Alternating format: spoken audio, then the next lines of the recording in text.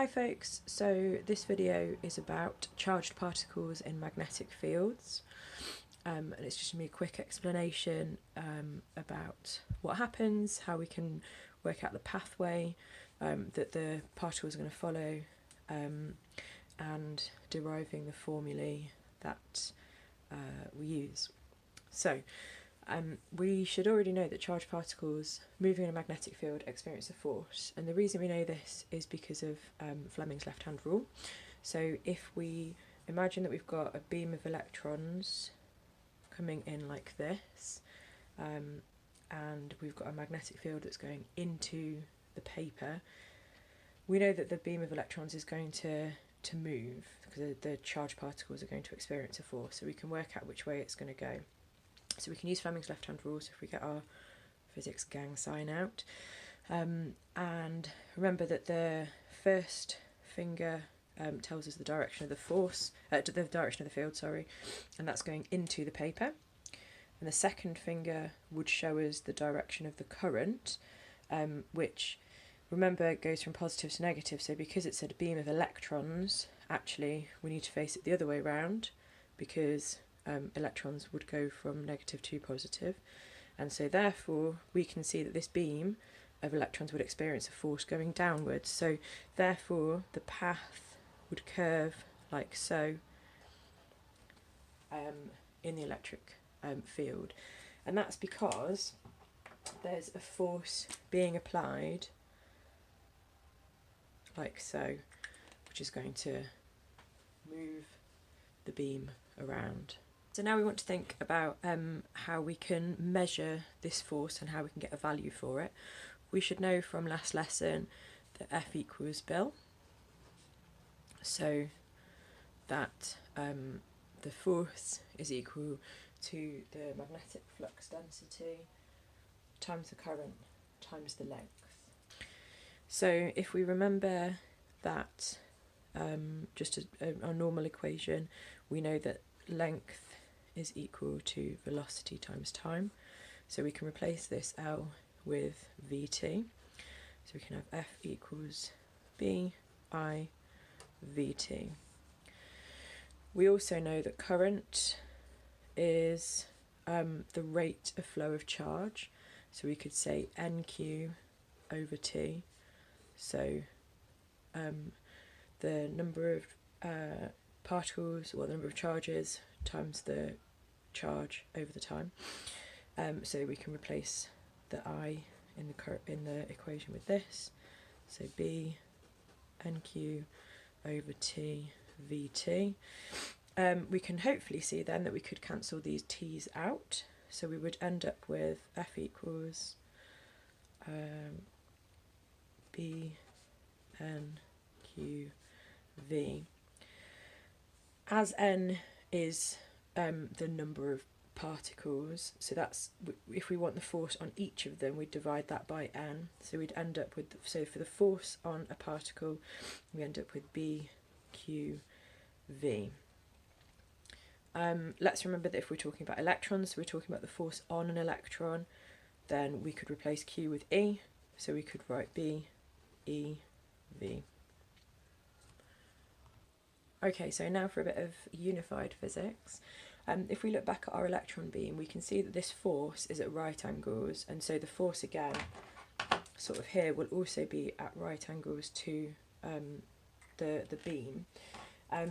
So we can consider it to be like circular motion, really. So if we remember that F equals mv squared over r,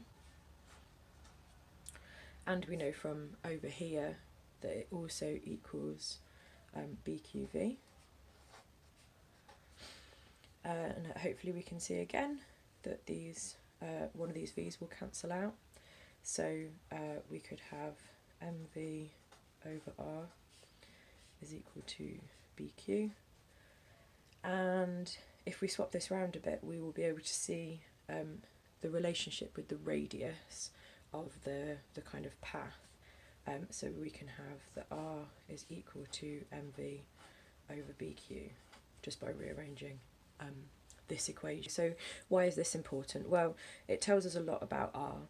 So we can see that r is proportional to v. So if it is faster, then it is going to be a bigger circle. And the same for r being proportional to m. So if it is more massive, then it's going to be a bigger circle. Okay, but then we can also see that r is proportional to, so inversely proportional to the magnetic flux density. So if there is a stronger field, then there'll be a smaller circle.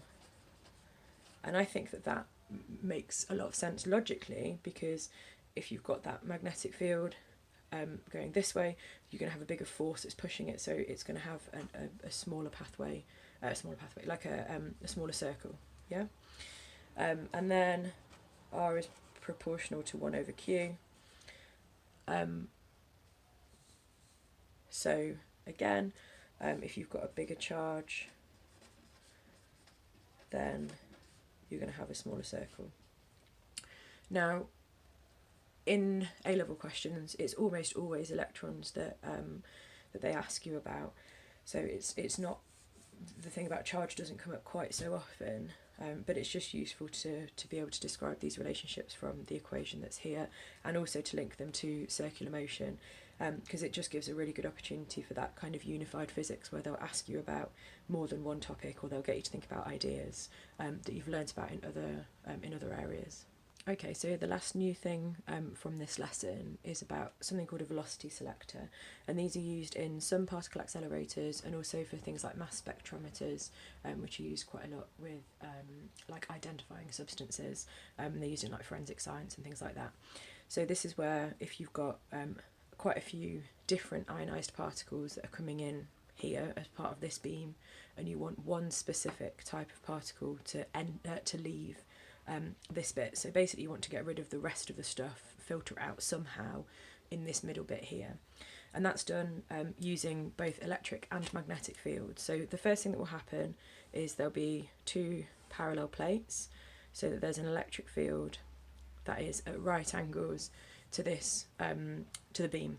And so what will happen, as we did in electric fields, is that certain particles will go towards the positive and certain particles will go towards the negative depending on their charge, and their paths will be different depending on their mass.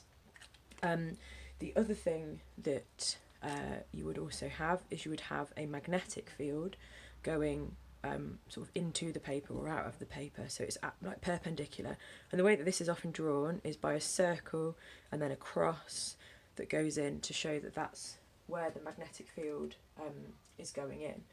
And so what will end up happening is that you will end up having on the particles, you'll have an electric force where we know that F equals EQ from our electric fields topic, and there will also be a magnetic force where we know that F equals BQV from literally what we've written here. So for very specific particles that are going at a particular velocity, these forces will balance out and the path will be unchanged. Everything else will get filtered slightly one way or slightly the other way. So you alter the strength of the fields, because if we look at this bit, we want the forces to be balanced so that the path is unchanged. So if we make BQV equal to EQ, then we can see that the Q's cancel out, so we have BV equals E, which if we want to find the velocity, it is E over B. So the velocity of the particle is only dependent on the electric field strength and the magnetic flux density, so the strength of the magnetic field.